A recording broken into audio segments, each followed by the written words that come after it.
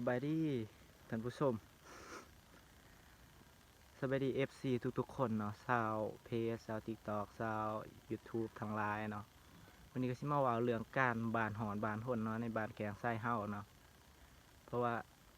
มันมีแบบคนต่างบ้านนะเขามาตับอิดเนาะตอนนั้นหัน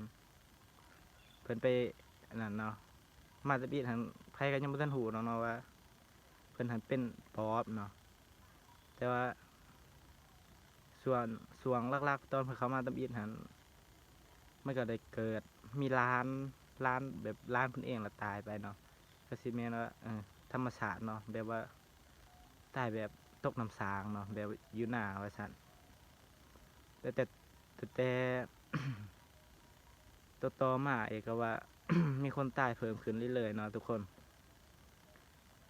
หากบ่หากยังบ่ทันจักดอกว่าเป็นฝีมือของพวกเพิ่นเนาะแต่ว่ามันได้ไปเข้าคนที่แบบว่าจิตอ่อนเนาะจิตอ่อนแล้วก็บัดนี้มันออกปากเลย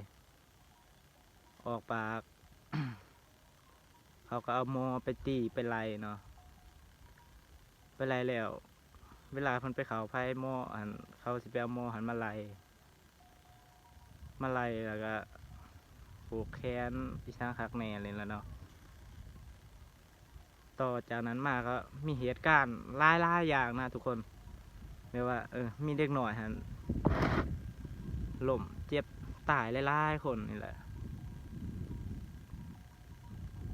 ก็เข้าสงสัยเพิ่นหั่นแหละเวลา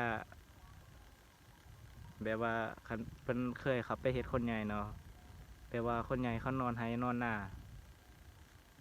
แล้วก็ไปเขาในพันเขาว่าซั่นซะคันสิว่าเจ้าของเขาหันยังบ่ทันนอนครับก็คือสิบ่เป็นละหรือว่าพันเอานั่นแหละเนาะแบบว่ามีคนนะมีครอบครัวคนหนึ่งนอนอยู่หน้าพอลูกหันนอนก่อนเนาะพอหันพอเพิ่นหันลาวยังบ่ทันนอนแบบ12 โมงเนาะพังเตียงงัวอยู่หน้าเนาะบัดดึกๆมาตอน12 โมงก็ได้มีเสียงแบบลมพัดอ้อมเฮือนเนาะทุกคนพัดอ้อมเฮือนแล้วบัดนี้ก็ มีคนเคาะประตูวันนี้เจ้าของเขาหันเลยบ่ฮานเปิดเนาะบ่ฮานเปิดบัดนี้เปิดใครเข้ามาเองวันนี้ใครเข้ามาเองวันนี้แล้วก็กระเพดเป็นเมียเขาหั่นนะกระเพดเป็นเมียเขาว่าเอาของกินมาให้ครับทางพวกเขาหันเข้าคือคิดว่าอ้าวเมียคอยสิมาให้สร้างดึกๆหั่นนะวันนี้เพิ่นเอิ้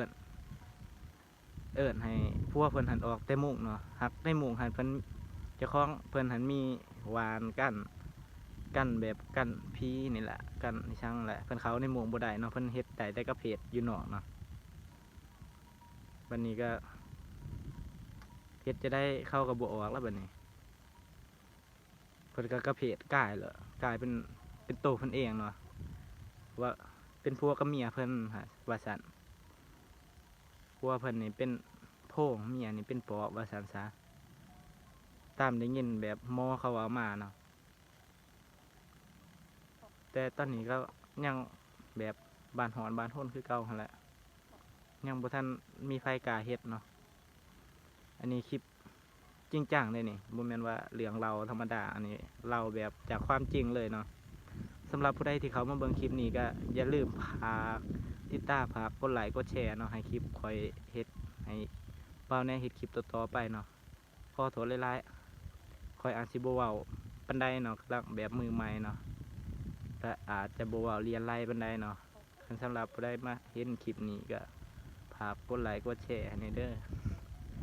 ซัพพอร์ตกันให้เด้อทุกคนฝากกดไลค์กดแชร์กดติดตามให้เด้อขอบใจหลายๆที่เข้ามาเบิ่งคลิปนี้